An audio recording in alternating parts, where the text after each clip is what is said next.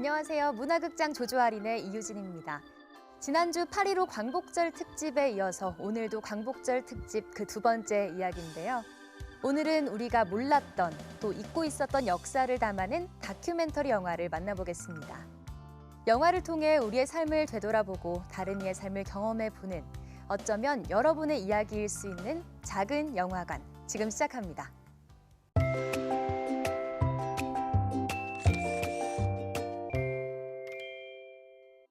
요즘 영화관에서 뜨거운 반응을 이끌어내는 영화죠. 위안부의 삶을 생생하게 다룬 영화 김복동을 시작으로 해서요. 우리 지역의 일제강점기 이야기를 담은 독립 다큐 두 편까지 만나보겠습니다.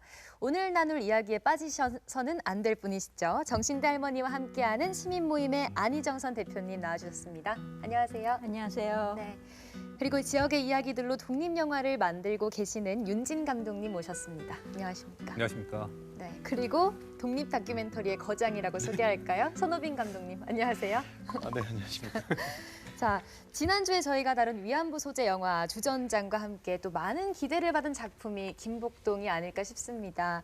여성 인권 운동가이자 평화 운동가, 또 위안부 피해자였던 김복동 할머님의 27년 일대기를 담은 영화 김복동. 일단 짧은 영상으로 먼저 만나보겠습니다. 저는 서울서 온 피해자. 나이는 90세, 이름은 김복동. 이름은 김복동입니다. つまりそれは強制連行を示す証拠はなかったということです。 일본 정부는 일본군 위안부 피해자에게 공식하지 않아! 김복동 할머니도 자주 보셨겠네요. 네, 저는 현 정부가 나서서 사죄하는 것이 마땅찮아요. 従軍慰安婦は敵視の捏造だ！売春婦たちは日本から出ていけ！私はパク・クネ大統領に申し上げているわけでありますから最終的かつ、不可逆的に、解決されることを確認したもので、あります。 저 장면 마음이 아프더라고요. 그죠? 네, 끌려 나갈 때까지 소리치는 모습. 기후가 살아있는데 기후가 없다고 해서 말이 됩니까? 내 힘이 닿는 데까지 살아 생기는 끝까지 누가 싸우고 말이야. 하루 빨리 사죄하라고 알겠는가 앞에서!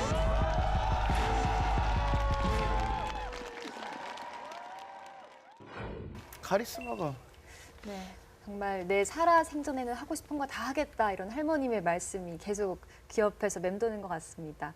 어떻게 보셨나요? 가장 기억에 남는 장면 여쭤보고 싶습니다. 대표님. 작정하고 찍은 영화가 아니라 그동안의 활동 기록을 편집해서 이렇게 화면들이 그렇죠. 이렇게 깨끗하지 않고 좀 흔들리고 뭐 이런 네. 거에 저는 오히려 더 굉장히 이렇게 가슴으로 와닿았고요. 네. 예. 저 같은 경우에는 저기 약간 뭐 영상에 비쳤지만은 할머니께서 마이크를 잡고 들리는가 대사 이게 네. 너무 이제 외치는 게 정부에서는 못 해주는 부분도 좀 아쉽고 다음을 위해서라도 이건 꼭 영상 작업을 꼭 남겨야 되지 않나 하는 그런 생각이 들더라고요. 아베가 증거가 어딨냐라고 하는 게 네. 너무 어처구니 없기도 하고 그런 걸 위해서라도 꼭 이런 작업들이 앞으로도 더 중요하지 않나 이런 생각이 들었습니다. 네. 평화의 길이 열렸으니 일본 정부에 고하라. 이 늙은이들이 다 죽기 전에 하루 빨리 사죄하라고 알겠는가 앞에서!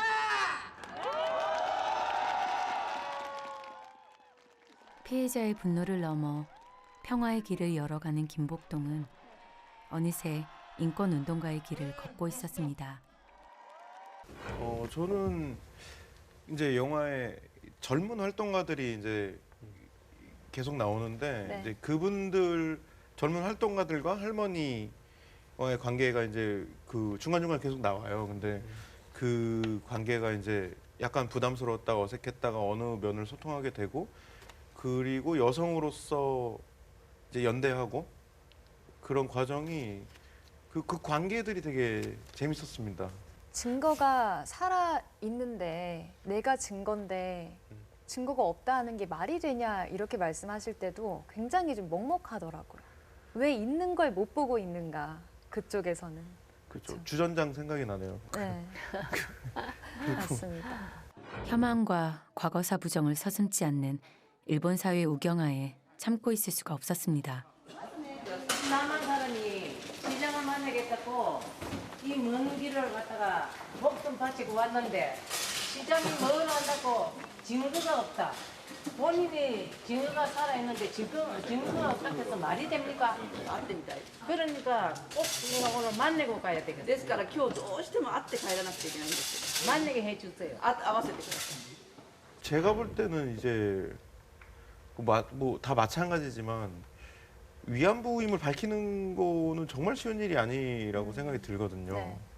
그리고 저렇게 활동을 하는 것 자체도 사실 굉장히 그냥 체력적으로만 봐도 되게 힘들 것 같고. 그래서 그거를 갖다 그런 짓을 당하고 왔다 소리로 도저히 못 하겠더라고요. 피해 사실을 증언한다는 것은 일본군에 유린당했던 끔찍한 기억을 온몸과 마음으로 다시 떠올려야 하는 고통이었습니다. 그 할머니 소개를 좀 부탁을 드리겠습니다. 할머니가 그 부산에 고향에 돌아가서 사시다가 80 중반 연세에 내가 남은 인생 동안 해야 될 게 뭘까? 이런 피해자가 다시는 나오지 않아야겠다. 오로지 그 일념으로 강연에 다니시고 외국에 가서도 증언 집회하시고 또 자기 그 생활지원금을 모아서 장학금을 수여하고 그 김복동 평화상도 만드셨어요. 아프리카의 성폭력 피해자들한테도 굉장히 큰 울림을 주고 가셨어요. 그래서 그분들이 김복동 할머니 만나고 나도 다른 피해자들을 위해서 내 있는 힘을 다해서 그들을 도와야겠다. 이래서 이제 그런 단체를 만들고 그런 영향을 미치셨어요. 야, 대단한 할머니신 것 같아요. 일본군 위안부 문제를 모르는 이도 많았습니다. 정말 일본이 가해자냐 되물을 때는 가슴이 막혔지만 절망하지 않기 위해 90살 김복동은 세계 곳곳의 양심에 호소하는 일을 멈출 수 없었습니다. 다큐는 좀 약간 뭐든지 가능한 게 있어요. 왜냐면 진실이잖아요, 이게. 이거는 근데 진정성의 의심을 안 받잖아요, 다큐는. 그러니까 굉장히 그 다큐멘터리가 가진 무기죠. 그리고 저는 다큐의 핵심이라고 되게 생각하는데 이 어떤 할머니, 예를 들면 할머니, 뭐 어떤 주인공의 당사자의 육성을 직접 이 표정과 육성을 보는 거 네. 행위 자체가 다큐멘터리 굉장히 핵심적인 요소라고 생각을 합니다. 역시 네. 다큐멘터리 거장다운 분이신데요. 그럼요. 지금 제가 볼 때는 그래도 이렇게 실제 당사자가 다큐멘터리 직접 출연을 하시니까 네. 아마 듣는 뭐 관객이나 시청하는 입장에서는 이게 사실성을 보여주는 거니까 더 전달력이 있지 않나. 이제 그 말씀이신 것 같아서 저도 이제 그 부분에 이제 맞습니다. 예, 같은 공감을. 또 특히 또 요즘처럼 이렇게 한일 관계가 좋지 않을 때 이런 영상 작업들이 또 굉장히 중요한 기록이 될 것 같아요. 예, 아까 그 김복동 영상에도 나왔지만은 보시면은 증거가 어딨냐라고 하시거든요. 네네. 근데 이분들이 이제 연세가 또 연로하시다 보니까 하나 한 분 한 분씩 이제 돌아가시고 나면은 이게 말씀을 대변하실 분들이 안 계시거든요. 그런 분은 그런 상을 대비해서라도 영상 작업은 꼭 있어야 된다고 보고 이게 활자로 남기는 것도 있지만 활자를 본다고 하면 대본을 예를 들면 본다면은 이거는 읽는 사람에 따라서 느낌이 다를 수 있거든요. 근데 영상으로 담아놓으면 그 순간에 그 현장에 대한 공기까지도 담을 수 있기 때문에 네. 더 의미가 있지 않나라는 생각이 듭니다. 맞습니다. 내 나고는 선물 받고 꽃 받고 하는 거 내가 꽃이 제일 모이를 안 가더나 꽃 한 시는 내가 안 받아 하는 거 알겠지 내가. 유독 이제 처음에 신다련 할머니랑 김순왕 할머니께서 그 꽃에 관심을 크게 보이셨어요. 꽃 사간 적도 있었고 어버이날 이렇게 꽃 달아다니면 그거 너무 좋아하셔서 다음에 가면 벽에 걸려 있고 뭐 그랬던 것 같아요. 한국과 일본 정부는 일본군 위안부 문제 해결을 언제예요? 할머니 살아계실 때 2008년, 9년? 10년. 또 이렇게 기분 좋으시면은 뭐 이렇게 춤 사이를 이렇게 하시면서 뭐 닐리리야 하면서 뭐 이런 노래도 이렇게 하시고 할머니들 그러잖아. 자기는 아무것도 할 줄 아는 것도 없고 할 수 있는 것도 없고 맨날 그 얘기하는데 사실은 이렇게 숨겨진 재능이 있었던 거지. 그림이든 아파든 뭐든 노래든. 당신하고 내하고 마음이 맞아가 됐다.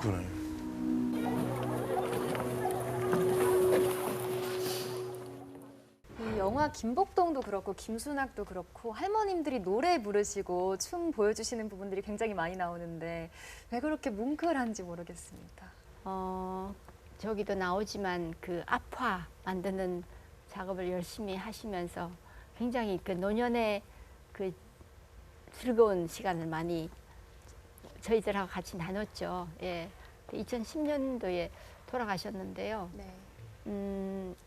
초기에 활동 많이 하셨던 문옥주 할머니가 96년도 돌아가시고 2016년에 20주기를 기념해서 저희가 이제 특별 기획전을 희움역사관에서 하면서 우리가 기억하는 당신 1번 옥주 씨라는 제목으로 기획전을 했었어요. 그래서 이번에 지금 이제 기획전 2를 시작하는데 그게 이제 김순학 할머니의 삶을 조명하는 게 되고요. 그래서 작년에 대구시에서 지원받은 걸로 저희가 할매의 방이라는 연극도 만들었고 다큐도 한번 해보자. 이래서 이제 김순학 할머니는 어떤 분인가요? 그러니까 경북이죠. 경산시 남천에서 태어나시고 근데 정말 그 공장에 가서 실푸는 공장에 가서 뭐 일하게 된다고 그 말 듣고 따라갔다가 뭐 만주를 거쳐서 북경 근처 장가구 하는 뭐 그런 데서 위안부 생활을 하셨고 전쟁이 끝나고 뭐 진짜 천신만고 끝에 조국에 돌아오기는 했는데 고향에 돌아갈 경산 서울역에서 돌아갈 차비가 없어서 쭈그리고 앉아 있다가 다시 직업 소개서에 팔려가서 정말 그 기구한 삶을 사셨던 그런 분입니다. 그래서 그분의 삶에서 위안부 피해자로서의 삶만 있는 게 아니기 때문에 인간 김순학을 한번 만나보자. 그래서 이번에 저희가 다큐도 제작하고 이제 기획전을 특별 기획전을 갖게 됐습니다. 정말 파란만장한 삶을 살다가 돌아가셨네요. 14일부터 한 1년 가까이 할 거니까요. 희움역사관에 꼭 한번 전시회요? 네, 전시회 직접 와서 할머니의 작품들. 네, 할머니 아파 작품도 뭐 전시가 돼 있고요. 할머니가 그 생전에 그 경산 백천동 연구임대 아파트에 사시다 돌아가셨는데 그 방 분위기를 살려서 꾸민 전시장도 있습니다. 네.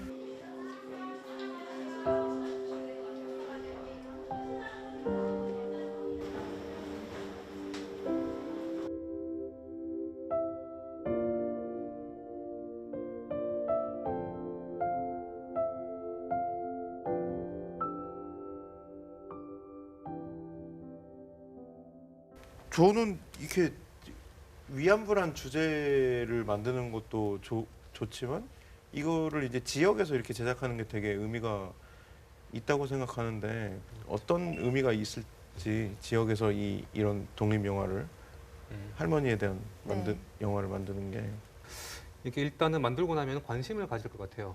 다르덴 형제가 시멘트 공장에서 일을 할 때 그 주변 이웃에 대한 다큐를 찍었는데 그게 노동자에 관한 이야기가 돼버렸거든요. 그런 것처럼 지금 우리 이웃에 있는 걸 갖다가 이렇게 찍다 보면은 이웃뿐만이 아니라 더 모두가 함께하는 그런 관심사가 되지 않나라는 그런 생각을 갖고 있습니다. 이렇게 위안부 할머니의 내용을 담은 영화를 만나봤는데 또 다른 독립운동가를 담은 영화가 있잖아요. 윤진 감독님의 하늘을 우러러란 영화인데요. 일단 영상으로 먼저 만나보면서 얘기해보겠습니다. 대구 상원고등학교 뒤편 쓸쓸하게 서 있는 탑 하나. 그 탑에서부터 이 영화는 시작된다. 태극단 학생 항일운동 기념탑. 처음 듣는 운동이었다. 대구에 살면서 처음 들었다. 대구에서도 생소하기만 한 그 이름 태극단. 이들의 행적을 쫓기 위해 감독은 직접 길을 나서는데 26명의 태극단원 중 올해만 2분이 별세하시고 나레이션 직접 하시는 게 제가 했습니다.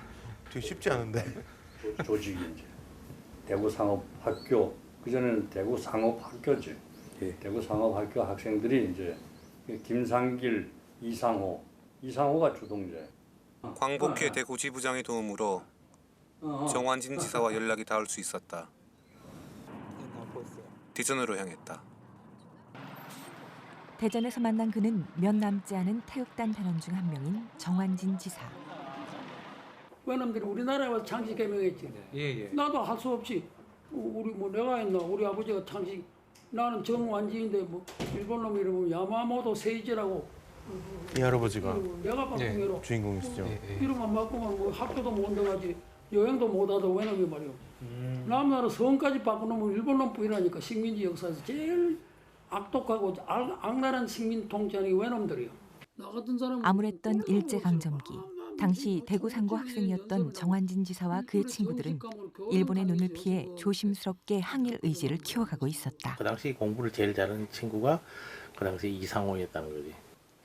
수시였던 말이 있더라고요. 이상호가 이제 그 당시 제일 잘했는데 이상호가 조행 점수를 0점 받으니까 한 50점밖에 안 되잖아. 그러니까 이상호가 의도적으로 일본어 시험을 100질 낸 거지. 그게 이제 촉발되는 계기였다고 봐야 돼 사실은. 감정을 그렇게 드러낸 거지 사실 서로가. 당시 엘리트였던 단장 이상우를 중심으로 한 태극단. 하지만 그들은 제대로 활동도 하지 못한 채 일본군의 소나기에 잡히고 말았다. 갇힐 줄 우리가 알지는 뭐 그런 생각조차 안 했어. 이게 옳은 게다 싶어 죽는지도 모르고 하다 보니 까먹게 갇힌 기고 그렇잖아요. 조직은 43년에 했는데 갇힌 거는 한 1년 뒤에 갇혔으니까 그 비밀로 이제 지하로 활동한 지하로. 비밀 조직은 조직이 와야 되게 제일 쉬워요. 왜냐면 하나만 끄집어내면 고번충에서 다 딸리 나오기 때문에. 그러니까 이제 일시에 다 이제 점거되니까. 우리 이상호가 해방도 채석광되지만 얼마 없어 그해 12월달 죽잖아요. 어린 나이로 차가운 감옥에 수감된 학생들. 그 참혹함은 이루 말할 수 없을 정도였다고. 그럼 고등학생, 중학생 저 그때 나이가 전부 다 이제 16살, 17살. 예, 나이는 고등학생인데 16살도 있었고 일찍 입학하신 중3이나 고1 정도. 네. 야, 무당이 저렇게 멋있는 사람 많더라고요. 저도. 정말 많더라고요. 우리 17 생각하면 애기죠, 애기. 믿으려면 몰라. 뭐 빈대도 어글거리고 꾸룩내도 나고 말이요. 뭐 화장실 가는 이런 게 있을 리가 만만하지. 고등계. 참혹했던 형무소 생활 속 가장 힘들었던 것은 같은 동포에게 당하는 모욕이었다. 우리한테 더 잘한다고. 왜냐면 우리한테 그 대하는 건 더 신사적으로 잘 대하고 같은 동족인 남과 그놈 새끼하고 김각한 놈이 있어. 그 두 형사가 있어. 두 놈의 악질이라니까. 두 놈이 더 못된 우리한테 더 가혹하게 발로 차기도 하고 뭐 폭언도 하고 말이야. 우리 형님 내가 그 붙들고 말이야. 그 치조실에서 그 면회 마치고 내가 깜방으로 돌아가면서 뭐 저때 울컥하시잖아요. 기가 막혀서. 기록으로만 남기면 저런 부분을 그냥 그렇죠. 볼 수가 없거든요. 그래서 영상으로 남기면 그렇죠. 70년이 지난 지금도 지사의 기억 속에 그때의 상황은 여전히 생생했다. 그 끔찍한 일들을 어떻게 잊을 수 있을까? 하지만 그 모진 고문과 학대 속에서 나라를 위해 싸웠던 그들에게 돌아온 건 타인들의 무관심과 마음의 상처뿐이었는데. 나라를 사는 건 뜻 있는 선비. 외국지사 뜻이 그거잖아요. 근데 이 뜻도 모르고 신북진은 당신 뭐한 사람이 버스에 내리라고 한 게 기가 막힐 거 아이가. 참, 내가 몇 번 당했다고. 내가 대접 특별대우 발상에 손톱만 것도 없는데 교육을 말이야 어떻게 개판같이 해놨기에 그 사람들을 내가 잘못했다고 생각해. 가려져 있는 지역의 역사를 꼬집어내는 영화. 우리는 그들에게 하늘을 우러러 떳떳할 수 있는가? 윤진 감독의 하늘을 우러러였습니다. 감독님 시작할 때 내레이션으로 궁금해서 찾아보기로 했다 이렇게 하시잖아요. 정말 그게 계기였어요? 그때가 이제 촬영할 때가 작년 연말에 이제 한번 봤는데요. 겨울이다 보니까 당연히 길가에 아무것도 없는 건 당연한데 춥다 보니까 그 탑이 이제 궁금했어요. 이게 상인동 가스폭발 위령탑 바로 건너편 길 건너편에 있다 보니까 글로 한번 지나가다가 봤는데 그냥 담배 꽁초가 버려져 있고 아무것도 없이 그냥 휑한 느낌의 이게 뭔가 그냥 한번 봤었거든요. 그때 이제 태극단 학생 항일운동 기념탑이라고 적혀 있길래 태극단이라고 하길래 태극단이 지금 제가 생각하고 있는 게 하고 좀 태극기 부대? 예, 그럴 수도 있기 때문에 궁금한 사실 그래서 궁금한 것도 있었고 네. 한번 뭐 하는 건가 보니까 이제 광주 학생 항일 운동했던 시대하고도 이제 뭐 쌍벽을 이룬다라고 이렇게 뭐 글은 써놨지만 실질적으로 대구 사람들이 이제 아시는 분들이 없다 보니까 네. 이걸 한번은 제가 뭐 기술이 좋거나 이러진 않지만 한번은 어떻게든 시도는 해봐야겠다 그런 생각은 들었습니다. 학창 시절에 역사 좋아하셨어요? 관심이 많으셨어요? 예. 그래요? 예. 그래서 그냥 지나갈 수 있었던 그 그렇죠. 태극단의 그걸 막 길을 조사해서 막 예. 그런 거 보면 이게 아무래도 대구에서 제가 이제 나고 자라다 보니까 네. 대구 지역에 뭐 김광석 거리나 이런 게 막 왕건길, 투어길 되게 있지만은 바로 동네 앞에 있는 걸 제가 모르고 있는 걸 보니까 이건 좀 더 한번 해볼 필요가 있지 않나 그런 생각이 또 들었거든요. 예. 이런 할아버지들 취재하는 게 쉽지 않으셨을 텐데. 이제 연세가 좀 있으시다 보니까 약속을 이제 헷갈리셨나 봐요. 네. 갔는데 저희를 이런 팀에서 찾아왔다 하니까 누군지를 이제 모르시더라고요. 네. 그래서 자기는 약속이 있다. 현역이 있다고 그러시는데 혹시 저희가 오늘 촬영하기로 한 팀이 아닌가 하니까 아니라고 하시더라고요. 그럼 저희가 일단 왔으니까 기다리겠다 하고 이제 바둑 두는 것도 보고 그렇게 얘기했던 거죠. 충분히 이해합니다. 저희 할머니들도 잘 그러시거든요. 그러시니까. 덕분에 또 그 시간 동안 곁에서 그렇죠. 또 어떻게 예. 지내시는지 볼 수 있잖아요. 그 선약이 막 우리 같은데요, 막 예. 그런 거죠. 예, 저희 아닌가요? 했는데 아니라고 하시더라고요. 몇 시 약속했는데 9시 나와서 기다리시고 막 예, 이러시고. 네. 그런 기억은 또 확실하게 말씀을 하시니까 네. 아닌갑다 하고 있었죠. 근데 할아버님 보니까 담담하게 말씀은 하시면서 또 70년 전 얘기를 하는데 갑자기 아직도 울컥한다 이렇게 네. 하세요. 네. 실제로 인터뷰할 때는 어떤 느낌이 드셨었어요? 근데 이제 이 정환진 지사님 같은 경우에는 저 말고도 이제 다른 분들도 이거 기록으로 남기기 위해서 많은 분들이 찾아오셨더라고요. 네. 그러다 보니까 제가 질문지를 따로 질문을 준비를 했지만 그에 대한 답변보다는 이게 계속 그 반복적인 대답을 많이 하시더라고요. 그 느낌으로 봐서는 아직까지 그 시대에 갇혀서 그 기억 속에 갇혀 계신 느낌이 받아서 네, 그럴 그 수 속에서 못 태어서 나온 느낌. 좀 그럴 수 반복적으로 있죠. 말하시고 네. 이제 네, 그런 예, 식인 예. 거죠. 어떻게 보면 또 들어주는 사람이 없어가지고 그런 얘기를 네. 아까 저기 그 김순학 할머니나 김복동 네. 할머니처럼 일본 대사 뭐 들리는가 하는 것처럼 들어주는 분이 없어서 또 네. 그럴 수도 있지 않을까라는 그렇죠. 생각도 들더라고요. 그럼 궁금한 게 왜 이렇게 그러니까 예를 들어 광주 학생운동은 되게 예. 유명하잖아요. 왜 이렇게 우리가 잘 안 유명하죠, 왜? 맞아요. 교과서에서도 잘 못 본 것 같아요. 학창 시절 때. 이게 제가 중간에 뭐 찾아보면서 보니까 태극단 운동이 또 한국 전쟁 당시에도 태극단 해가지고 또 운동이 또 있더라고요. 다른 태극단이 네, 또 있고 하다 보니까 대구 지역에서 있던 그 학생 운동하고 또 중복돼서 또 혼돈이 있지 않나 그런 약간 생각도 있습니다.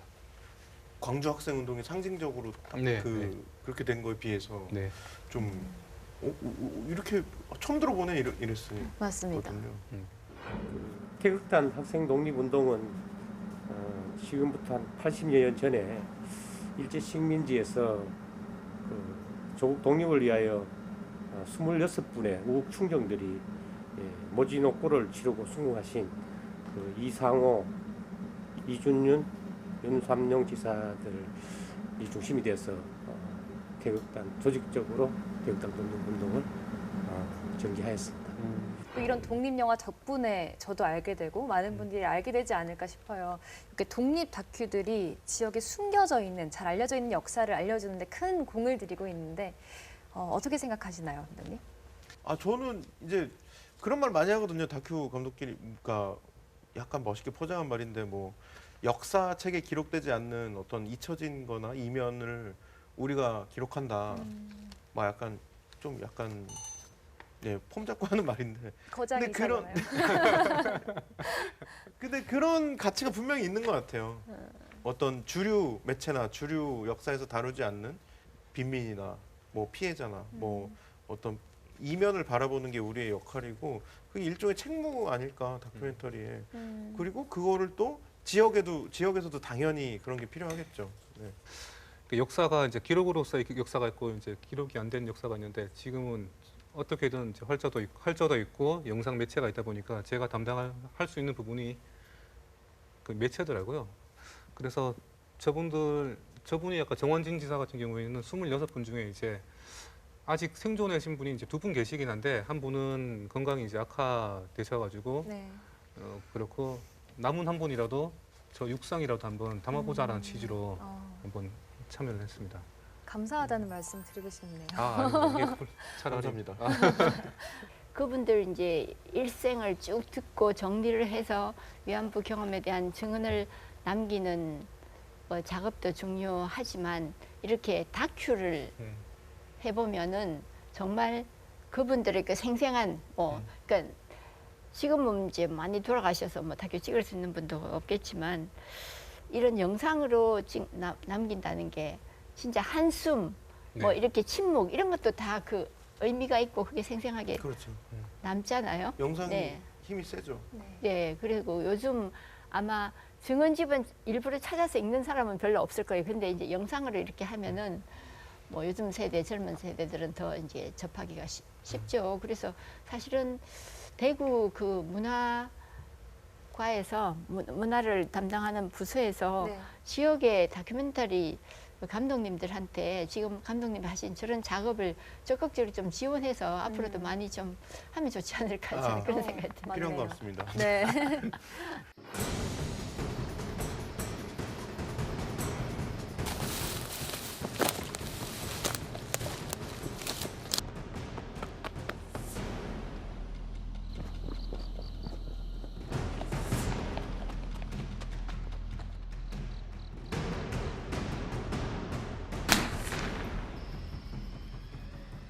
그리고 윤진 감독님 또 다른 작품 나운규 프로덕션 역시 일제 시절의 민족 영화의 상징 나운규 감동을 다룬 영화잖아요. 네.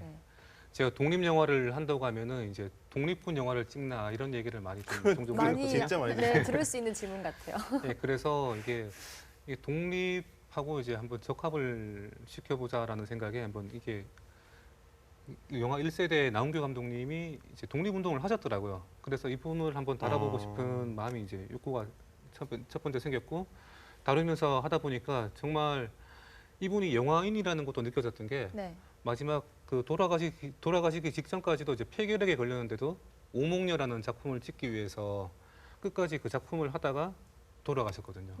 그래서 이분을 한번 영화를 하는 입장에서도 한번 꼭 좀 한번 다뤄봐야 되지 않나라는 생각이 들었습니다.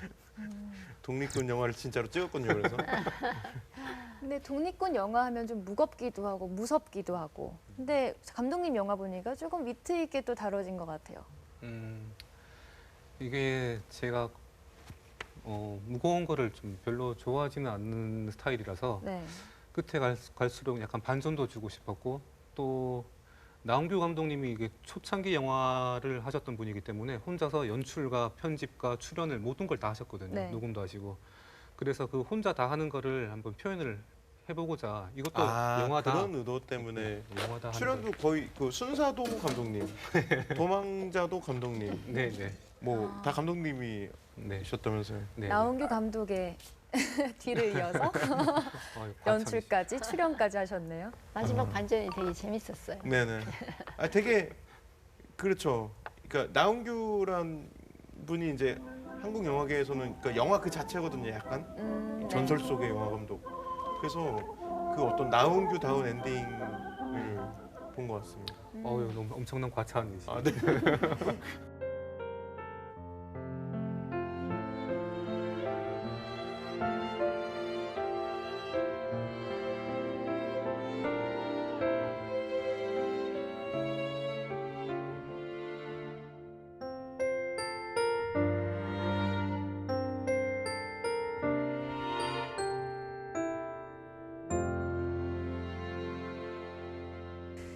자, 오늘 지역의 뭐 독립 영화 이야기도 해봤고 다큐 영화도 해봤는데 소감이 어떠셨어요?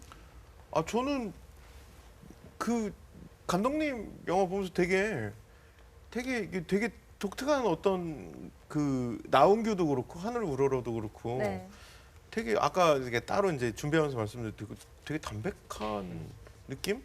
되게 영화적으로 과욕을 부리지 않고 그리고 또 뭐 너무 진지하냐 하면 또 아까 말씀하신 대로 위트가 되게 있으시고 하면서 저는 되게 이분의 스타일도 또 되게 독특하네. 그러면서 다음 영화 되게 보고 싶은 욕망이 막 들었습니다. 다음 작품이 기대됩니다. 네. 다음 영화 보여드리겠습니다. 아, 네. 좋습니다.